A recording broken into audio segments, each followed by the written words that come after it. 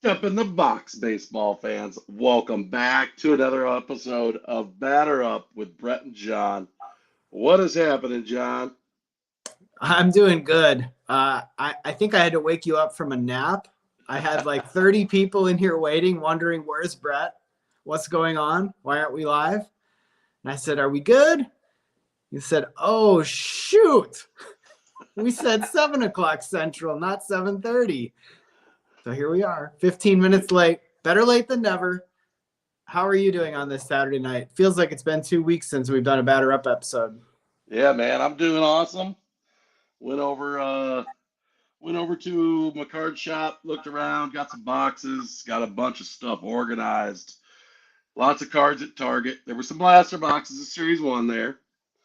Didn't buy any. But I did score some update blasters at Lids earlier. Check those lids, guys. Yeah, I checked last Saturday and they had, I don't know, 6 or 8 of them. I didn't buy them, maybe regrettably so, but I'm still waiting for that PSA order to get back so I can actually sell some of that, so I have a little bit more money in the card account so I can splurge a little bit, because right now I'm just trying to like barely get by on not opening anything, although I open a lot, but not buying a lot, right? So yeah, it's a little tough, but I tell you what, Series 1 has made me not be interested in retail at all. It is easy to stay away from that. So if your objective was to not sell product, Topps Fanatics, if you're listening, keep doing what you're doing. People like Brett and I, we just won't go to Target and Walmart and Meijer, Barnes and Noble anymore. We'll go to our hobby shops. If that's what you want us to do, that's where we'll go. I usually stop in Target at least once a week. And today was the first day I've been in Target in 2 weeks, basically. So, yeah, actually, I went to Target after I went to the card show today. I'll tell you guys about the card show in a bit, but I was surprised the Series 1 hangers that I saw from the Monday restock that they had, I don't know, maybe 20 at Monday. They were all gone. I don't know that people read the back of the box. I think people go there and they go, hangers are bangers. And they just keep grabbing, hangers are bangers. And it's like ingrained in their head until they realize that the odds are so stacked against them in Series 1. They'll bring them home and be like, hangers were not bangers. Not anymore. Yeah, all the hangers were gone at the store that I went to. There were some blasters, but I would like to go to another store that's a little bit out of the way and see what's left, because they stocked the Tuesday before release, and I would like to see what was left. I wouldn't be surprised if it's all gone. I'm getting reports of people pulling some cool stuff, but they're such hard pulls. I don't doubt it. I mean, I was thinking this earlier. I can't remember if I sent you a separate message on it, but essentially Series 1 is, treat it like a lottery ticket.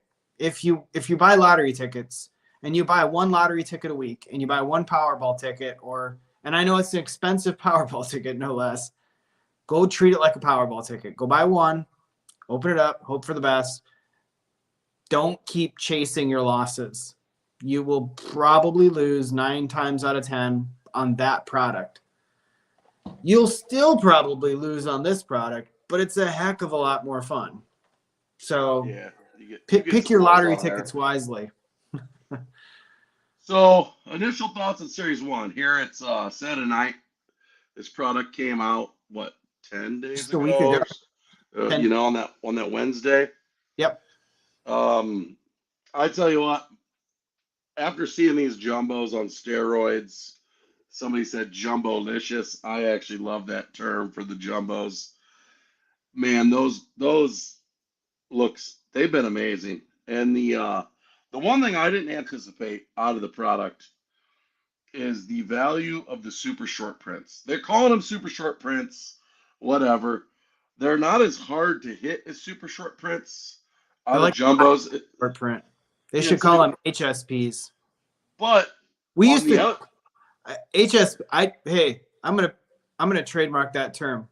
HSP, hybrid short prints, but in Sheepshead, the game Sheepshead, I don't know if you know Sheepshead at all. HSP is horseshit play. Sorry, I swear. It's HSP, tops, you should call them that because they're not as good as super short prints. they aren't as good as super, but what I didn't anticipate is the value of them being as high as they are, because even though there's more of them, because there's 330 and they're Mm-hmm. easier to hit, there's less of each one of them, and the That's fair. value, like I was going into it thinking, man, you could actually put that set together by buying singles for a decent price. I'm like, the Julio SSP out of Update Series is $1,000 card. There's no way any of those other cards are going to be over $1,000 from this run. But dude, get on there. There's a bunch of these cards that are over $1,000, which is blowing my mind. I don't know if it's because of the chase of putting that set together. I don't think it is, It's but it's the newness. It's the newness. You wait 3 to 4 months when something else comes out, takes its place, whether it's Series 2, whether it's Bowman, whether it's midsummer, it'll be like Chrome. Something else is going to take its place, and then people will get distracted. They'll move on, and then the prices will come back down. I I I, just I love that Aces insert set, for example. I mean, I would want to get that whole set. There's no way I'm going to rip product this year to get that whole set. I'm going to wait till November, probably even later, to just buy one. Just buy the entire set that somebody put together during the summer, and hopefully the prices come down. That'll be the way to go. Yeah, they'll come down. The inserts are pretty cool pulls. There's some that lumber card. They're hard pulls. That's why I think the value is there's a bunch of sets with harder pulls. The SSPs, the lumber card, the HFA. Forgot the other one, but like I just saw somebody in the group post the Suzuki short print card. I wish I had the technology to do this. I don't know if you Oh can even yeah. see that. He's in the cornfield. Oh, that's cool. Was that from the Field of Dreams game? Is it Yeah, with teams in there? Oh, that's dude. cool. That thing is amazing. There is some cool cards in there. But my overall impression, absolutely do not buy Ballasters. I would Yeah, gamble on some Blasters. couple hangers, okay. Hobby boxes are decent. They're just like normal, in my opinion. Hobby But boxes are the same as Series One last year. They're uh, jumbos are probably twice as good as last year. Still not like there'll be a point where they won't get any higher in price because people won't be willing to pay even that much.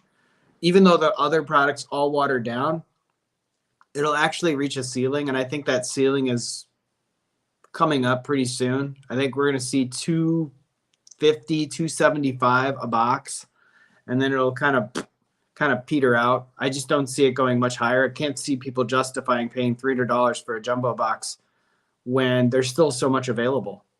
yeah, But the only thing that's going to happen there is if one of the rookies goes crazy.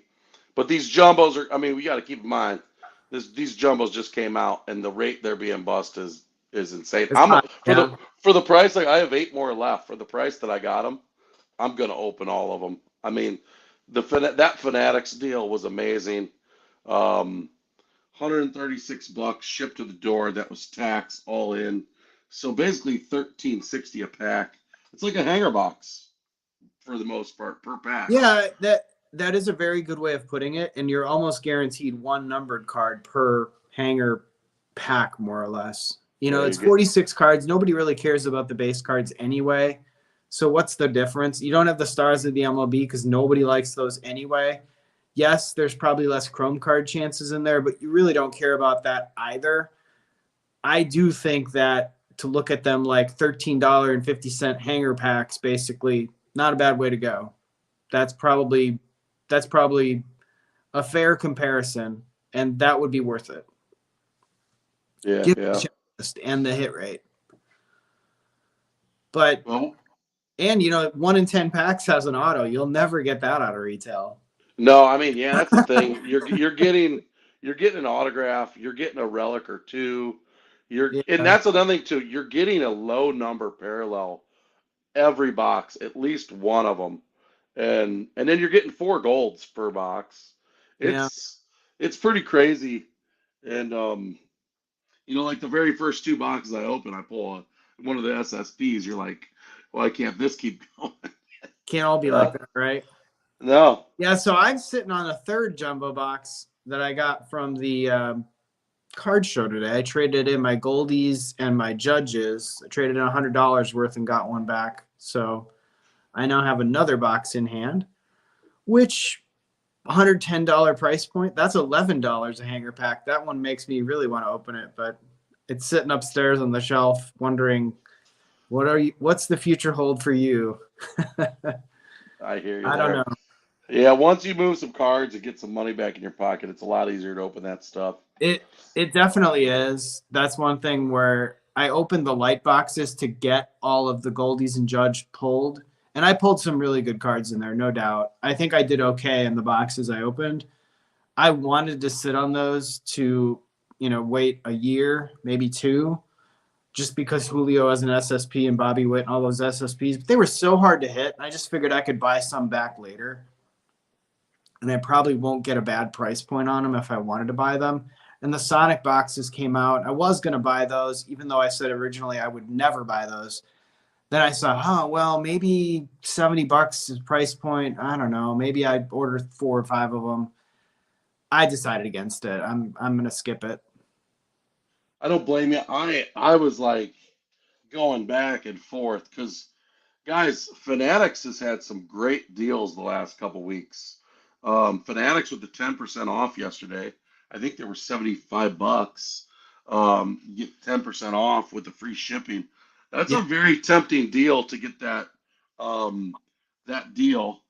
And I was kind of like, am I going to buy any or am I not? And I'm like, you know what? I'm not going to buy any because I hadn't seen any open. And after last night and this morning, I'm like, it's basically crappy Chrome with a possibility of hitting some Sonic parallel. And I'm kind of even for $75 if you bought a box. Again, that's in these day and ages of collecting, that's pretty cheap. If you go buy Right. a hobby box for $75 and have fun, but to really I'm not just buying one. I was gonna buy, 5 to 10. Topps kind of fumbled the ball on Sonic. If you think about it, like when you look at Logo Fractor, for example, it was 10 special cards, which was a mega box, more or less. It's a Bowman Chrome mega box with, MLB logos on it, basically, and a very, very low print run. They could have done the exact same thing, if not very similar, with Sonic, and they chose not to do that. I don't know why.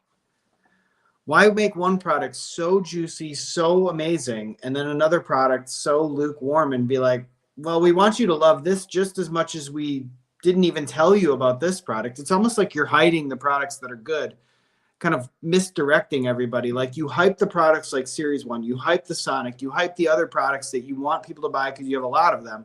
And then you don't tell them jack squat about these other products like Ben Baller, Gilded, Logo Fractor. And those are actually good products. I believe those Ben Baller boxes, they're amazing. Like 7 hits coming out of them. They're really good. And Yeah, the somebody so cool in the black parallel. I mean, even though it's not a parallel, but the black border with the bedazzled look or whatever, it's amazing. Who wouldn't want those? Yeah, Mott's just even said Ben Ball were so good. I wish I'd have bought some. I've been like having this carrot hanging out in front of me. Wait for Bowman's best. Wait for Bowman's best. Brett loves Bowman's best. Wait, save your money for that. So but I wish I would have got some Ben Baller big time. Obviously gilded, but I mean this is a little bit off topic. But when is Fanatics and Topps gonna showcase and start promoting their products and giving some information like Gilded?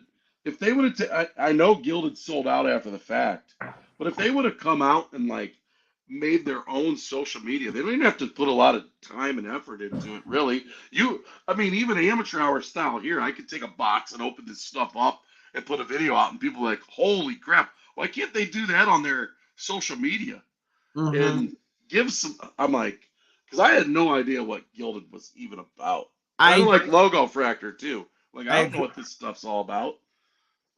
I I do think to some extent they are, I don't want to say intentionally misdirecting us, but they're trying to push everybody. they're like, hey, look at this thing over here, Series 1, it's the flagship, it's Julio Rodriguez doing a cooking show, look at this, and it's like, yeah, we got this, and we'll release it, and then what'll end up happening is the Blowout Cards of the world, the card shops of the world, David Adams, Steel City, they're the ones that get the lion's share of those other juicy products, and then the consumers don't get them. But the consumers, I do believe to some extent it's all a manipulation of trying to direct the consumers to a certain product. Because if they wanted to, they could push the Gilded and say, here, look, every card's going to be numbered. Every card's going to be, extremely high quality. You're going to want this. They didn't say anything about it. Yet they'll pump the crap out of Series 1. So, I don't know. It feels to me like it's another business doing creative marketing to get people to buy what they want them to buy in mass quantities so they can make it in mass quantities because it's cheap. And then the other products, they want the hobby shops to be made whole. They want the big online shops to be made whole, and they want the breakers to be made whole who sign contracts with them. Just John ERB Sports' opinion. I could be wrong. Yeah. Speaking of breakers, I have seen people who are really happy that they put all the hits in jumbos, and I'm kind of against that, even though I got some for a good price. Mm-hmm.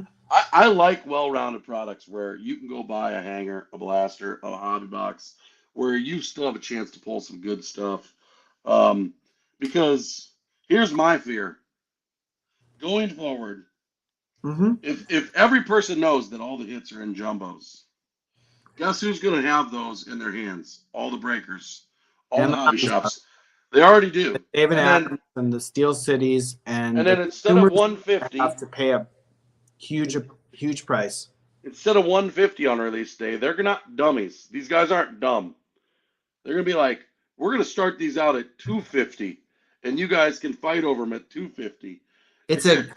I thought about this the other day. We'll get into this in a bit when it comes to Topps Fanatics opinion of like what products are, right? To me, they are using Series 1 as a gateway drug. I hate to say that, but think about it. When David Liner, who's their president of collectibles, was on Sports Card Nonsense, I've done a few kind of thought videos on that on my channel. You guys should go check them out. They're just candid videos. Hopefully you guys find them fun. David was talking about people going to a store, buying a product, getting a good card that makes, it's like one thing leads to another, leads to you being addicted, right? They're using Series 1 as a gateway drug to get you in the door. But they diluted the absolute crap out of it. So to your argument about you like the fair kind of parody of it, the gateway drug is supposed to give you a chance to pull something good to then be interested. They actually did it backwards. It's like, we're going to give you something that has very little value, but we think you're going to love it because you don't know any better. And your mom doesn't know any better. Your grandma doesn't know any better. And therefore, we still think it's going to work out for us in the long run. They will learn, and maybe people will still buy it. Like you said, hanger boxes were gone where you were. They were gone where I was. So people are still buying it. Yeah, that's why I like update series. I'll just go back to this. I got hobby boxes for $80 off the Topps website. I'll buy hobby for $80 all the time. But when they go to 150, you're like, why don't I go to in store and get 6 of these for 150? Because the price on these isn't going to go up, and 6 of these basically equals one Right. of these at 150 anyway. And Right. lots of times the blaster, you're going to get some more hits. Granted, they're both, the odds are very similar, and that's why I like a well-rounded product, because the retail just never goes up.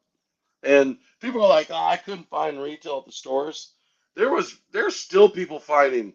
There's still right now people finding update series. I've gotten 2 people today, and I was the third, who found product today. One was at a Wally World. I was at Lids, and I forgot where the third guy said he got them. Um, it's scarce, but it is available. And Yeah. that product came out what, October? I don't remember the release day of that. It's been a while. Update was probably mid-October. Yeah, that's what I thought so. Yeah. But there's Series 1 and some hobby news. You went to a card show today, huh? I did. It Fill us was in. Fisher's Card Show over in Fishers, Indiana, obviously where I live. First time I think I've actually gone to the show since the December show, maybe even before then. Maybe it was like before Thanksgiving. It had been a few months. Travel and stuff got in the way. That was the absolute busiest I have ever seen that show. And I'm not lying. The parking lot, which usually I get there around 10 o'clock, let the first 2 hours kind of materialize and, show up mid-morning. And I can park in the parking lot. There's streets that kind of spoke out from the main parking lot. I had to park about a quarter mile down the street. And there were 3 streets that I passed up that were full. So I thought, oh my goodness, I've never seen it so busy in here. Yeah, it was slammed. I didn't see a lot of buying though. I saw a lot of window shopping. Everybody can say all they want about the number of people in the hobby, how it tells you that the market is healthy. It probably does because retail still gets purchased, hobby still gets purchased. There's a lot of interest. There's no shortage of interest. But people are being a little bit more selective with what they buy. I didn't see a lot of deals going down where people were plunking down cash. I saw a lot of trading. I saw a lot of window shopping, and I saw a lot of conversation. People are using it also as sort of a social aspect. They just want to go there and talk to somebody, how great, kind of living and reminiscing, right? It's like, yeah, this guy's really good. When Ellie De La Cruz hits the majors, he's going to be amazing. It's like, and the other guy's like, I don't know who the heck Ellie De La Cruz even is.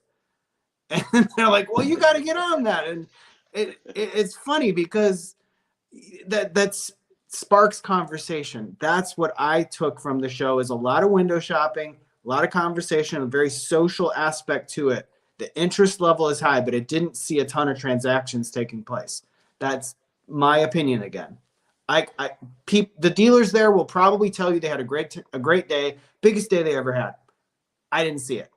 But again, maybe my glimpse of the hour I was there wasn't enough to tell me the whole story, but I saw a lot of the same inventory I always see. I saw almost all the same dealers I always see. And I just didn't see a lot of transactions taking place there. I saw a lot of window shopping, a lot of social conversation. And I saw 3 IndyCar drivers there. For those in your audience who know IndyCar is basically the open wheel United States form of NASCAR, kind of. Not really NASCAR, but IndyCar is the United States version of Formula One. Not as good as Formula One, probably, because they need to advance their technology, but it's neither here nor there. Anyway, so I'm walking through the place, and I hear a couple of voices. I'm like, gosh, that voice sounds familiar. And I turn around, I'm like, that's Jack Harvey. And I was like, oh, shoot. And that's Connor Daly, who was in the Daytona 500 last weekend, and then with a hat on, completely inconspicuous. I had to go back and look at the video again because I heard about it later. Another driver from Ray Hall Letterman, Christian Lundgaard, who's from like Denmark, who lives in the area, he was actually there too. So I did not recognize him, but I recognized the other 2, Jack Harvey and Connor Daly. So yeah, when I sent you the trivia question earlier, I said, which driver from the Daytona 500 was at the Fisher's Card Show today? You're like, I was driving. I don't know, Jimmy Johnson. I was driving. I took 2 guesses. I was like, it's got to be 2 guys who were there, but we're out in California where it's snowing for NASCAR today. Well, it had to be somebody that wasn't in the series full time. Yeah. So yeah, IndyCar as a season starts March 5th down in St. Petersburg, Florida, on an airport, a street course. It's my thing on my channel. If you're into IndyCar, into racing, I will do betting videos for literally every race. I had such a great winning percentage. I can't wait to get that fired up here in another couple weeks. It's good news about the card show with the people because last month at Oak Creek, I did not go. Oak Creek, Wisconsin card show. I did not go. Haven't been for 2 months, but they charge $1. They started charging $1 like a year ago, and since they've been doing that, he's been tracking the attendance. And last month had the most people they've ever had, and I have a feeling this month is going to be big. And you were talking about social part of it. When I was in the hobby shop, I ran into a guy who I always see at that show, and he talked about how he just likes going to the show to sell, to talk to people, whether he sells stuff. But he says he does move stuff because he has low end stuff. Um, these high end cards are hard to move. All the low dollar and the low stuff is what I sells, agree. guys. Dollar cards, 50 cents, less than five, less than 50 for sure. Anything after, that's higher than that, there's only so many people that are That are buying, willing to buy, right? and that's where eBay and knowing people and the bigger card shows like the National or Dallas, that's where that stuff moves. But it's good to hear The, card shows are rolling, baby. I saw this comment. I got a comment on it. I don't know if you watched my video yet. Three Andrews or three Andrews. If you were there today, I was going there for one reason and one reason only. I was looking for Malik Monk cards. I'm a big Sacramento Kings fan. I'm a De'Aaron Fox collector. I have been a De'Aaron Fox collector. I have a lot of De'Aaron Fox cards. I'm glad I bought them when I did. Bought them when they were super, super cheap. And I was going there today to go buy Malik Monk cards because I thought I'd find them in the dollar boxes. I looked through probably $20 boxes. I didn't find a single Malik Monk card because I think you beat me to it. So enjoy those because last night he put on a hell of a performance against the Clippers and the Kings. They're for real. They're going to be in the playoffs this year. And they don't have any fear. They got a great coach. They got a good young core. De'Aaron Fox, I think his best games are yet to come. And I mean that sincerely. I do believe down the stretch here, you will see some amazing performances from that guy. That's awesome.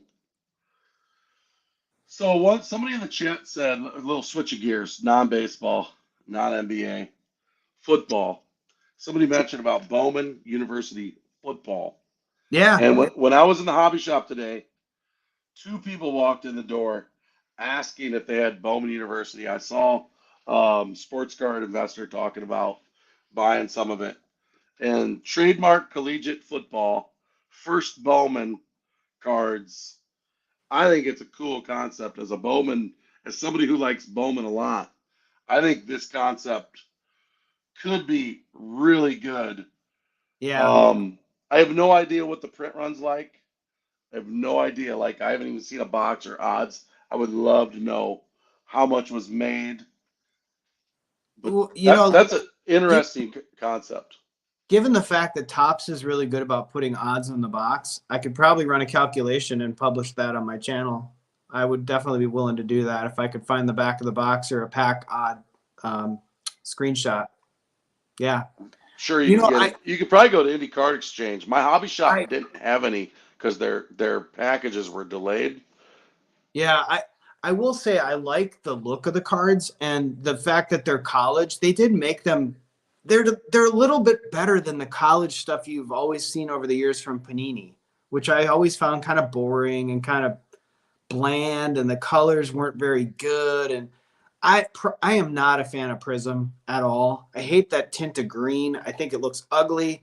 I don't like they just overdo it. They can't cut cards right. We'll talk about cutting cards in a little bit. I would say Bowman University has the potential to overtake all of those other college products just because it's Bowman, like you said, in its firsts. And obviously that could be a little gimmicky, but Bowman just makes a better looking product, just eye appeal alone. The colors look better. The sheen on the card looks better. The amount of embossment, like they go way overboard on those Panini cards that they don't need to do. It makes the cards look ugly, and hopefully we see that going forward here with all products, and basketball included, because I am so sick and tired of seeing Panini products out in the out on the store shelves and everything like that, when I know they don't publish odds, they can't make the cards well, and the cards, in my opinion, a lot of them look ugly. Not to mention, I'm not grading any Panini cards anymore. No, Holy crap. no, you're just that's the Seinfeld episode. With the George when he's at the car dealership and says, "Why don't I just flush my money down the toilet?" Because Guys, if you want some entertainment, go watch Scotty B's PSA return this week. It was like the total opposite of Eddie and mine. Oh my God. It oh, was like, Spidey, yeah, was it Sky B? Oh my God, Spidey, dude. yeah, yeah, Sevens, he's sending way too eights. many Panini cards. Oh my God, it was He bad. got it was brutal. That was hard to watch. He was crushed. That's why I don't do blind reveals. I don't know if people know this or not, but like when I get my PSA order back, I already know what my grades are. When they pop, I can't sleep unless I look at them. I'm a realist, so if I get hammered, at least I can look at it and process it. I Yeah, don't want to process it on the screen. And by the time I get them, it's like, okay, it is what it is. And but dude, he was crushed in that video because I think he did totally blind. I don't think he knew the grades. yeah, and I think it seemed to me like some of those cards were very questionable why you would even send them in. I don't know why you would send the red and you send him like a red and white like candy cane parallel of Randy Moss from Optic. Why? What? Like it always baffles me sometimes when I go to like cards, to card shows and I see some of the stuff that people have graded. And I'm like, why did you grade that? What compelled you to turn that card in? Were you drunk one night and you just said, yeah, sure, do it? No, you don't have to grade stuff like that. I don't know. It's not my thing. I sent in a 29 card order for the first time ever. It's nearly done. I'm just waiting for the email and waiting for things to kind of flow back to me. Fingers crossed it went all right. They were all Topps cards except for one card. It was a Giannis 75th anniversary. That was a very well centered card, had no surface issues, had really sharp corners. I hope I get a 10 on it. I'd be surprised if I don't at least get a 9. I think I'll get a 10 on that one because it was perfectly centered. So we'll see. Yeah, it's Good, crazy. good observation though from. Let's see. I gotta scroll back up for your name. Shoddy Moore's short pull. I agree. If Arch Manning, if the latest Manning son, Cooper's son, was in that product, that would have been amazing too. He's definitely going to have a huge future. Can't wait for him to come along. Another Manning to probably make it to the pros. Who'd have thought? And he could be better than the others. That's what people are saying, but he's still got a long way to go. And So Just Great Cards said will Panini stop making baseball cards? I heard that. I had heard that they lost their player license. Is that true? that's true. So I don't think they have anything coming out anytime That's soon. good. That's good because I couldn't stand their baseball stuff anyway. And that's as much as I want to dog Fanatics and Topps for like wanting to build an empire. The things I appreciate about them is, like we were taught this at work, what I appreciate about you, Fanatics, I appreciate the fact that you are honest about the print runs with odds. That's great. I also appreciate that you're now owning up to all these quality issues and redemption issues and other issues that your customer service has to get better. So if you do have that empire and you do have that authority, you better keep the consumer happy because they can bite you just as easy. It's like biting the hand that feeds you, right? You want to grow this hobby 10x, you have to nail customer service, quality, and you've got to be honest and transparent. You do all of those, you will have 10x the hobby. But if you fumble those, you won't. And they should know that. So we'll see. Yeah, the future's going to be interesting to see what this year how this plays out. I'm looking forward to this rookie class this year. See what happens with that. And then one thing that I didn't have on the list, I just happened. I think it was Sunday night. Sunday night was the All Star basketball game, right? You're a basketball guy, Yep. and I just happened to be home, and that game was on pretty late, and I Yep. didn't have school on Monday, and I turned on the All Star game, and I was watching that. I don't know, it was the second half, and I was like, this isn't even real basketball. This is brutal. I was embarrassed to be watching that All Star game. If they're gonna do that, they should just cancel the All Star game. They should. Well, I think what they're going to do is probably change it up. I think you might see a little bit more like what the NFL did with the flag football game. They don't want to play defense in that game. Nobody wants to get hurt. It's not a real game. They just want to put on a show. I mean, they could put on a glorified 3-point contest on the Sunday and people would still watch it and it would be more exciting. They should have like the NCAA tournament of 3-point contests because that's basically all the All-Star game is. There should be like the field of 32 and we whittle it down to 2, right? You have your top seed and your bottom seed. And I think that would play out more fun than what we see in an All-Star game because all we see is Dame Lillard pulling up from half court, swishing shots, which is hard to do. Yeah. But let's be honest, that's not the way basketball is played. And I will say, going along those basketball lines, as bad as the All-Star game was as far as defense goes, I think the final score was 184 to like 175. So last night, the Kings, double overtime. There was defense played in this game. There was actually a very compelling game between them and the Clippers, and the Clippers are now loaded. They've got Kawhi Leonard back, Paul George, Russell Westbrook, Mason Plumlee. They're just loading up, right? And the Kings, who everybody still doesn't give any credit to, they go down there. The Kings that were behind the entire game came back, tied the game, went into overtime, fell behind, tied the game, went into double overtime, and then won the game in double overtime, 176 to 175. It makes it look like it was like the All-Star game where there was no defense. There was actually defense being played. The shots were just falling. It was amazing. What a game. Crazy. It's crazy, man. Neighbor Bob says second highest scored in NBA game in history.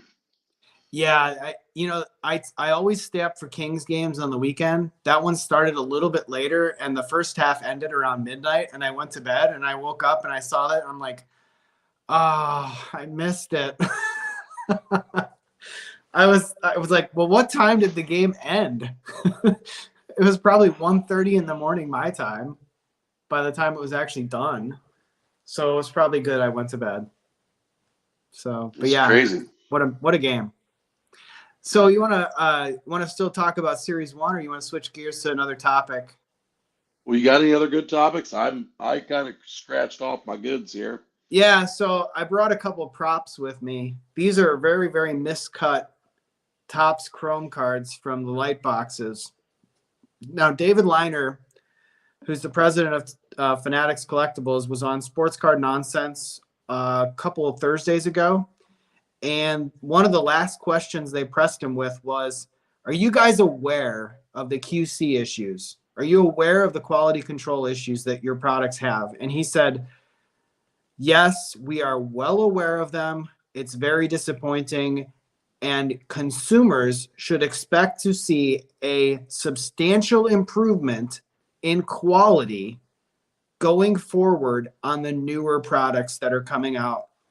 He believes that they have fixed all the issues. They are hiring more people to walk the process, to walk the production line, to rip more boxes as a sample. They're randomly sampling, I think he said up to 500 boxes in some case per like batch of a print run.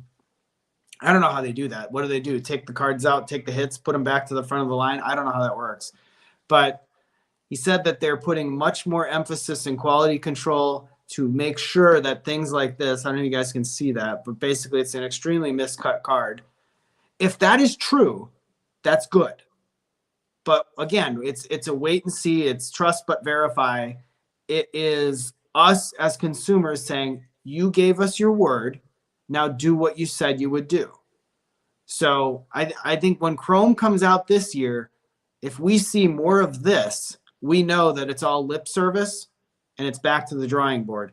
But if we see a much better product similar to what we saw in 2018, 2019, then we know our influence as hobbyists, as a mass, as the masses is having an effect. And we got to keep that full court press on. What do you think? Yeah, I'm excited to hear that because up until the last couple of years, I was used to having really good quality cards, especially Chrome and Bowman. I can't tell you how many cards I graded from 17, 18, and 19 that came back. You'd be surprised if you got anything less than a 9. You wouldn't even notice centering that much, but it's good to hear them addressing it. When you hear a company admitting their mistakes, it's good. It's refreshing, and hopefully they can. I don't. Those aren't problems that are impossible to fix. No, You know. it's. I had a coworker who once said, I work in aerospace, right? So we make jet engines, pretty high tech, pretty important job. Can't screw up when you're doing something, right? And we were joking one time during lunch, and we were talking about where people put value, and he was talking about, Chipotle as a stock, and he's saying, well, quite frankly, they make burritos and we make jet engines. He's like, they make burritos. And he's like, kind of like, it's just burritos, right? It's just cutting cardboard. How hard can it be? How hard can it be to cut cardboard accurately in a 2.5 by 3-inch, 3.5-inch square, rectangle, whatever? How hard can that be? I actually think this next comment by Beaver Breaks, this is awesome. Actually, this got me thinking. Can you imagine? You said I want that job to randomly sample boxes and open them. Brett, this is a great opportunity. We should tell Fanatics, if you're listening, David, if you're listening, anybody at Fanatics, if you're listening, give hobbyists the chance to be the guinea pig to go open those boxes almost as an experience. You want to make people like have that feeling, right? Go win a trip to go down to the production line to do quality control, to open 500 boxes for fun. Maybe you don't get to keep any of the cards, but damn, that'd be a fun experience, wouldn't That it? that would be so fun. I I think this leads into one thing I wanted to talk about Series One that I forgot to write down because I was running late. Is dude, those guys that are chasing the super short print set from Real Breaks. When I saw the amount of packs on the ground and them opening jumbo after jumbo for 4 straight days, I was like, that would be so fun to open up 300 jumbo boxes in 4 days would be a freaking blast. That would be so much fun. I think that should be an experience that people can win. Like instead of giving home run challenge cards, right? Give me the Series 1 thing that says you have the golden ticket to come and open our quality control sample for Topps Chrome. That, that would be fun, wouldn't it? That would be so much fun. I might even pay my travel to get there just to do it. Like that would just be amazing. It would be fun, man. I just I opened all those packs. Those guys that are chasing that set, my gears were turning, man. I was sitting here going, man, this set's doable. This set is doable. But I was never even thinking about opening packs. It was getting on eBay buying singles. But I did not anticipate the price on those. But they're almost done. The last yesterday they had 27 left, and I guarantee you they've already purchased them. They're just waiting for them to come in the mail from eBay, and then they're gonna go get that $250,000, which is freaking crazy, dude. I love the comment here from Rooster Terrier. It's just like Norm when it was on Cheers when he got the job at the brewery just so he could sample beer. Because exactly it. It's like the dream job / experience. Like every collector's dream is to open enough product and not have any financial responsibility for it. And it's like, oh, this is amazing. It is like the Willy Wonka chocolate factory. That would be so fun. I hope to God they're listening.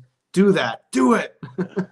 I've always wanted to pull one of those golden tickets to one of the Tops events that they have and get those swag and go meet their whoever star they have there, Vladdy, Tatis. This I guarantee you they have Julio at one of theirs this year. Trout. Those parties are really, really cool. Yeah, they said that one of the things that they were doing this year for Series 1 and just in general, they rented a house down in Arizona during spring training where they're actually going to throw a party. They're going to bring all the cards that you need to autograph, and they're going to try and get as many players there to autograph their cards in person during that event. Now, that would be cool. Another fun event to go to, would it not? Dude, that'd be amazing. That would be amazing.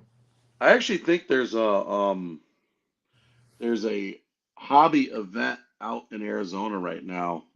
I don't know if it's like who's running that though. My buddy Brad from Underground is out there. Some type of summit that's going out there within the hobby. I should somebody Google that and find out what's going on out there. Yeah, I do miss Cheers. That was a show that I was pretty young growing up watching that with my parents, but they used to tune in. I think it was on Thursdays. That was like a regular staple. It was like watch Cheers. Between that and like my era was like Seinfeld and Friends, but that was more of a girls' show. But yeah, Seinfeld was my show. I think I literally remember like every single episode of Seinfeld. So while we're here, I pulled up Fanatics and Tops. Right now, they both have Bowman University football for $149.99. Fanatics, you can get free ship as well as Tops. But if you look around, you can get a 10% off coupon for Fanatics. Forgot what that coupon is. And then we didn't talk about this. Topps series, the first edition, is still on there for $360 a box. I think that's going to sit. I don't think that's going to sell out till they discount that. Well, the way I look at it is you ruined it for everybody, Brett. I'm just joking. But you kind of did, right? Because they know if you pull a one of one, the value of those boxes is just not there. They plummet, right? At one point, those boxes last year when you were opening them during Wandermania, they were $360 on the website. You bought one, and you took a chance on it. What a chance that was, right? They went all the way up right after they sold out on the website to about $800-900 a box. You pulled the one of one, and then they've just been slowly like a inverse ladder trending down. Now they're like at $250.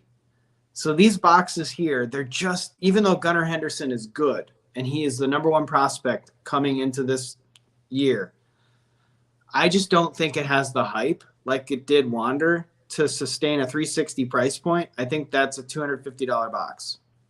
Yeah, and it also didn't come out before Series 1 this year. Last year it came out. It came out before. I'm pretty sure it came out before. If I recall. You're probably right. It was probably within maybe 2 weeks beforehand. And there was a 7,500 box print run. This year it was like 8,500 to 9,000. Casey Card Connection put a good video together. I believe he calculated the odds or the total number of boxes around 8,000. I think by my count, I used a different proxy as my account, but I was right around between 85 and 8,800. So we're pretty close. We'll call it 8,500 to 9,000 boxes. You still get good pulls. You still get good hits. You're getting like 24 parallels per box overall, half of them numbered. That's pretty solid, but at a $360 price point for kind of paper card with foil cards, yeah, I don't know. That's a tough sell. If it had a guaranteed auto in it or something, then I think 360 is a fair price point that might sustain, but I don't know. I didn't buy a box. I wanted to. if I had my PSA order back and I sold everything and I had a lot of money in the bank, I probably would splurge and just do it for the chance of a lifetime like you took last year, just for the hell of it. Be like, oh, I got the Gunnar Henderson Platinum Stars. My life has changed forever. No. Yeah, You're I was still a like, teacher, right? yeah, I was like, man, I should go back and go for another box, but I would rather buy a couple jumbos of Series One. I agree. Oh man, neighbor Still, Bob says we should talk about some food. so yeah, there was I think it was either neighbor Bob or somebody else asked about eating contests. So yes, I do have an eating contest on the calendar. I am currently gonna ramp back up training, probably daily, at least like from the capacity standpoint. But I got a donut hole eating contest in the May timeframe over in Newcastle, Indiana. Jack's Donuts, who have any of you from Central Indiana know about Jack's Donuts? They're pretty big donuts. Their donut holes are like donut holes on steroids. Last year I ate like 90 Jack's donut holes, which is basically the equivalent of 28 donuts in 8 minutes. So this year I'm hoping for close to 100 to 125, and that should be doable when it's 3 months away. So that is the next contest on my calendar, and hopefully I'll make a video or two of training for that one coming up. As soon as I feel I'm ready, I'll put it on camera. I like this one. Where did it go to? 300 said, did you want to make any comments on the new baseball games and the pace of play? I saw a highlight today. I forgot what game it was. Maybe Boston. It was the bottom of the ninth with 2 outs, and the batter was called out because of not being in the box on time. The game ended with the batter not being in the box. It Wow, was so they called it weird. a game. Yeah, and he was out, Is and that that's a how the new game rule? ended. That's a new rule. I don't know if they're just testing this, but That's there's a lot of changes. We actually didn't talk about that when it there's comes to that's impact on the hobby. Maybe that's I don't know that we have enough time tonight. I got plenty of time, but I know your audience doesn't want to stay around for 2 hours. But a couple interesting things just to kind of rattle through them, comment on them briefly, but they moved the walls in Rogers Center. So for Vlad Guerrero, Bo Bichette, Dalton Varsho, other players on Toronto now, they don't have as big of a fence to hit over. That's improvement. They banned the shift. So guys that used to play really bad against the shift, and it was noticeable, they now have a fair defense to play against. And bigger bases, like the clock rule, the shot clock, more or less, trying to speed the game up. So that'll be interesting to see how that plays out. I'm very intrigued to see what happens this year with those changes. The biggest one to me is the shift, because I mean the game has become just a pull hitter's game, and you have everybody on one side of the field, and these dudes are great defensively. Now a second baseman actually has to play the position, where before you had the shortstop over behind the bag, second baseman out in right field. It was getting crazy. I actually like that move. Hopefully you see a little more hits. And man, I took a screenshot. Maybe I'll send it to you. We'll talk about it next time. But it was a breakdown of the batting average Oh, the of shift into the of team average every year, the average team average every year going forward, and how bad it's gotten within the last 5-6 years, because it's horrible. The averages are so bad, man. Yeah, no, I agree. It actually, so that's one thing I think that really hurts baseball players in general. What brings up people's hobby value is a lot of people pay attention to home runs. They pay attention to overall WAR. They don't care about pitchers.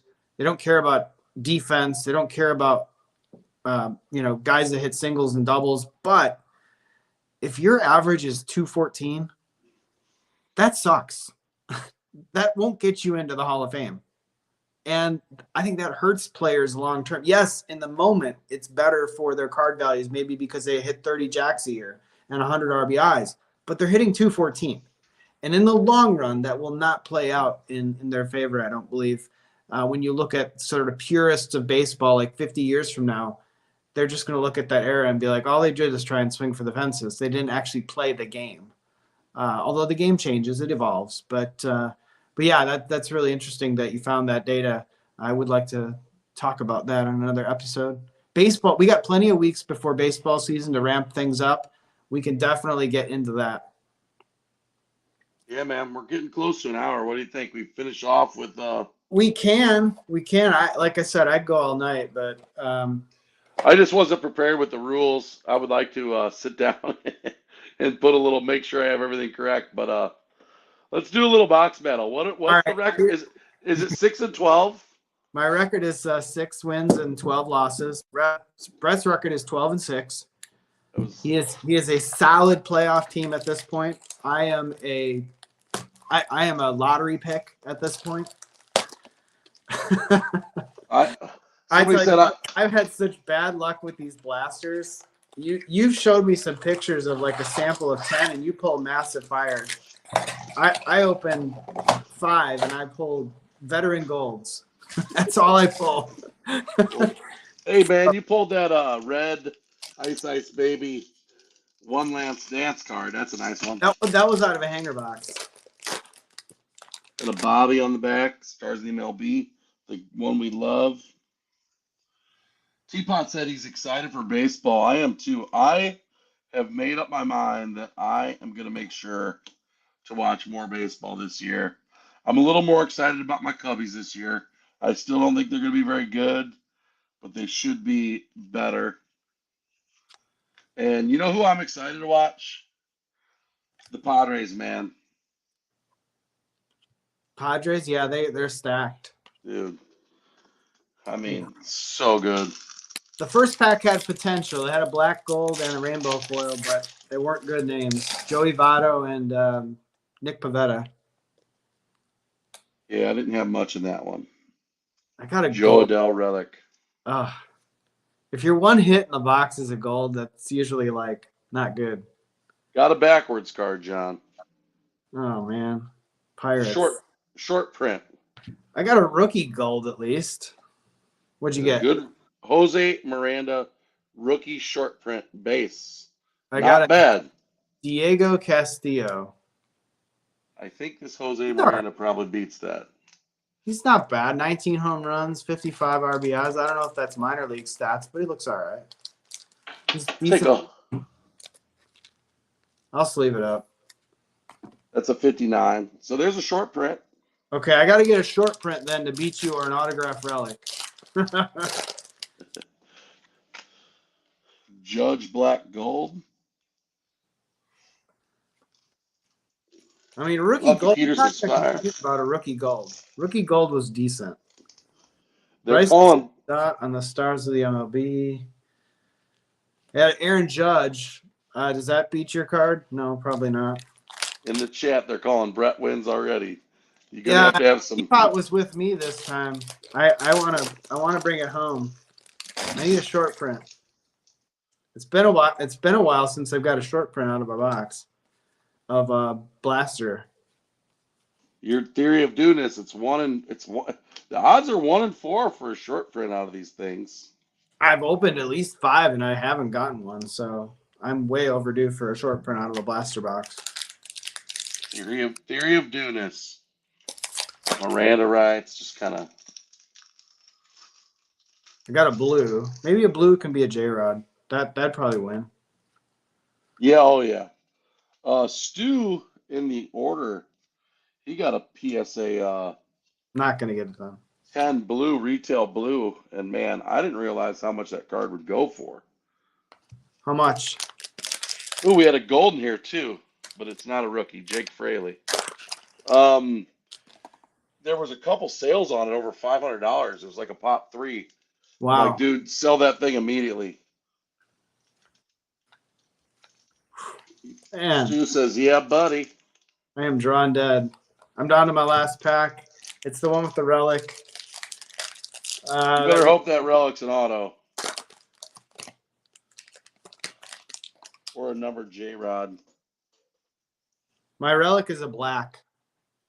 Uh-oh. Is it a rookie? It's numbered. I hope it's a black relic. If it's Bobby or Julio, that would be definitely better. It's not Andrew McCutcheon. I know that much. Oh, shoot, it's Royals. Could be a Bobby. If it's Bobby, it beats the Miranda. I'll take that every day. It's Witt. Yes. Nice. Dude, that's a good pull. I would say value-wise, that's better than Miranda. Last pack mojo, he takes it down. I win. Finally. Woo. I wonder what that goes for. I don't know. It's probably $10. Nice box, dude. That was actually a good finish. But Teapot had he was riding with me. I said I didn't want to disappoint. Last pack came through. Bobby got a $2.99. Can't beat that, dude. 222 out of 299. That's a nice one. I wonder what that goes for. Probably. Anybody got a on that? Probably $20-$25. Might be surprised. I say yeah, buddy. $15, but that was two good boxes. Really, a short print and a golden mine. You had a numbered card, Bobby. Did you have another number card in there? I had a gold rookie Diego Castillo. So there, put that in a box. See what happens. That was fun, man. One I pulled of him in a week because I opened some hanger boxes and I got that one too. So I'm cornering the market on Diego Castillo from the Pirates. If he's the next J-Rod, I'm in great shape.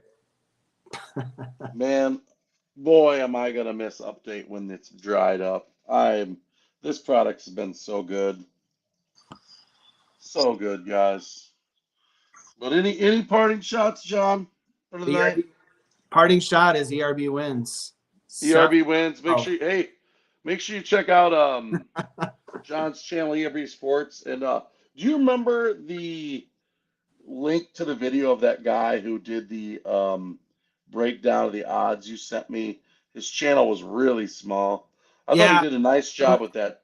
He goes by Dumb Mime. He has literally like 3 to 5 subscribers. One of my viewers commented that said I had my math wrong and go check his video out. I did, and sure enough, I was wrong. So I corrected the record. I made another follow-up video to that, but he made some really good videos on the blaster odds and sort of, price comparisons. He sort of stole Striker's thunder. I do think he watches Striker because he mentioned him multiple times in the video, but he made a really good video. Go check his channel out. He definitely deserves some. What was his channel again? How do you? Dumb, like DUMB, Mime, MIME. I want to. There it is. I want to put this link in the. This is a really good video. I'm glad you sent this to me. I enjoyed watching this, guys. This video is worth the watch if you get a chance to check it out. I'm gonna put the link in there. He did a nice job, kind of breaking down some of the info. There's some good content on YouTube, and and John's been putting out a lot of content with a lot of the breakdown of the odds and all that good stuff. So check it out. Keep up to date on that stuff. My channel's nearing 200 videos that we've published, and we are at a very, very stellar goal of 1.5 subscribers per video. I'd love to get that up to 2. I joke. 200 you videos. will, man. I've gotten 2 subscribers per video.